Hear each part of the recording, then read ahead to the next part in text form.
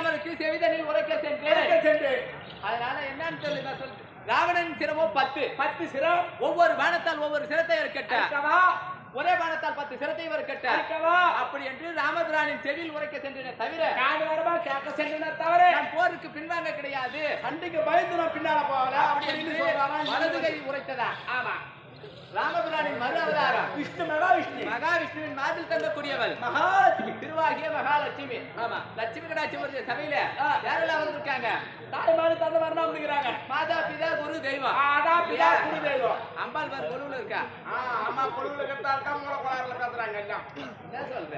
ஆமா, யாரு உங்கள்கிட்ட என்ன சொன்னாங்க? கொஞ்ச நேரத்துல பைத்தியம் முடிச்சுக்கும் அவனுக்கு பைத்தியா. அப்படி அம்மனின் பாதத்திற்கு சபையில வந்திருக்கக்கூடிய அனைவரின் பாதத்திற்கு நாடகக்குள்ள அனைவருக்கு உனக்கு என்னடா சென்ற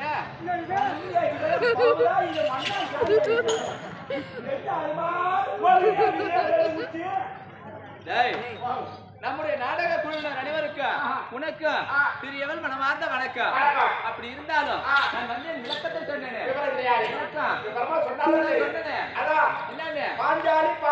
பாஞ்சாலி மட்டும்தான் தெரியும். எனக்கு பல விதமான நாவலே உண்டு. என்ன பேரு சொன்னது தெரியும். சொல்றேன்.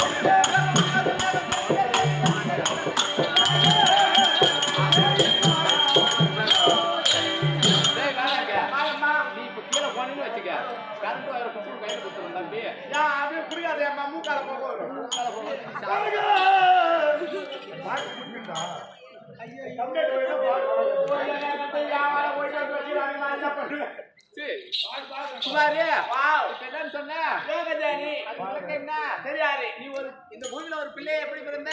அப்பா அம்மா சேர்ந்து நான் அப்புறம் பிறந்த படுறேன். ஆனால் நாங்க ஒரு தாயின் வயிற்றில் பிள்ளையாக பிறக்க கிடையாது. எப்படி பிறந்தேன்? என் தந்தை பாஞ்சால மன்னருக்கு வெகு நாட்களாக புத்திர பாக்கியமே கிடையாது. புள்ள பாக்கியமே கிடையாது. என்னடா குமாரு? அப்படி இருந்து அப்படி பிள்ளை பாக்கியம் என்பதே கிடையாது.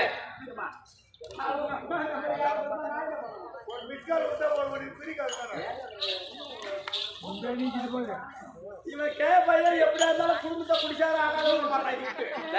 அப்படி குமாரி பிள்ளை பாக்கியம் என்பதே கிடையாது. அதனால என்ன செய்தார் தெரியுமா? என் தந்தை யாசன் உபயாசன் என்ற முனிவர்களை கூட்டி வந்து பெருத்த வேள்வியை செய்தார். என்ன வேள்வி? புத்திரகாமாஷ்டி வேள்வி. அந்த யாகத்திலே 16 வயது பருவங்கையாக நான் பிறந்தேன். 16 வயசு ஒன்னா பிறந்தேன். அவன தம்பி அந்த யாகத்திலேயா? ஆமா. ஓ, நான் பிறக்கும் போது எனக்கு முந்தி ஒருவர் பிறந்தார். யார் தெரியுமா? அவர்தான் என் அண்ணன் துஷ்டதியுமன். துஷ்டதியுமன் பிறந்தார் இல்லையா?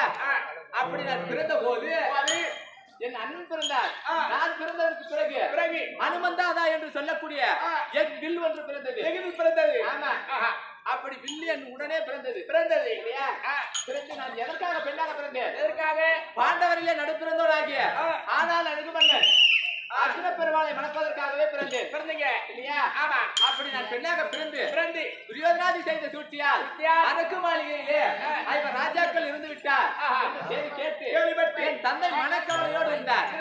அந்த செய்தியை நானும் கேட்டு அழுதக்கண் சிந்தனையா இருந்த தம்பி, நீங்க நம்ம அர்ஜுன பெருமாளை மணப்பதற்காக பிறந்தோமே, ஐவர் ராஜாக்கள் இருந்து விட்டு இருந்தால் எப்படி வருவார்? நம்ம எப்படி திருமணம் செய்வார்? அப்படி என்று அழுதக்கண் சிந்தனையா இருந்தீங்க. அப்பொழுது தாத்தா வேதவியாசர் தோன்றி என்னன்னு சொன்னாரு? என்ன ஏ பாஞ்சால மன்னா, நீ யாதற்கும் கவலைப்பட வேண்டாம். கல்லுக்கு அழிவு வந்தாலும் வரலாம். ஐவர் ராஜாக்களுக்கு அழிவு என்பதே கிடையாது. ஐவர் ராஜாக்கள் தேவப்பிண்டம். நீ பாஞ்சாலிக்கு இச்சாசேவன் ஏற்பாடு செய்து அவனை 56 தேச ராஜாக்களுக்கு நிருபத்தை எழுதி அனுப்பினார். அவனே 55 தேசத்து ராஜாக்களும் வருவார்கள், சபையில் வந்து அமர்வார்கள். ஐவர் ராஜாக்களை பார்க்கலாம் அப்படி என்று உரைத்து விட்டு சென்று விட்டார். இச்சாசேவன் என்றால் என்ன தாத்தா என்று கேட்டபோது அந்த அனுமந்தாதா என்று சொல்லக்கூடிய எக்குவில்லை கொண்டு வந்து பாஞ்சால தேசத்தில் நாட்டி கீழே மஞ்சக்கிடாரம் மேலே சுழலும் மச்சேந்திரம். இந்த மஞ்சள் நீரை பார்த்து மச்சக்குரிய யார் இருக்கின்றாரோ அவரே பாஞ்சாலியில் கரம் பிடிக்கலாம் என்று நிருபம் எழுதி அனுப்பினார்.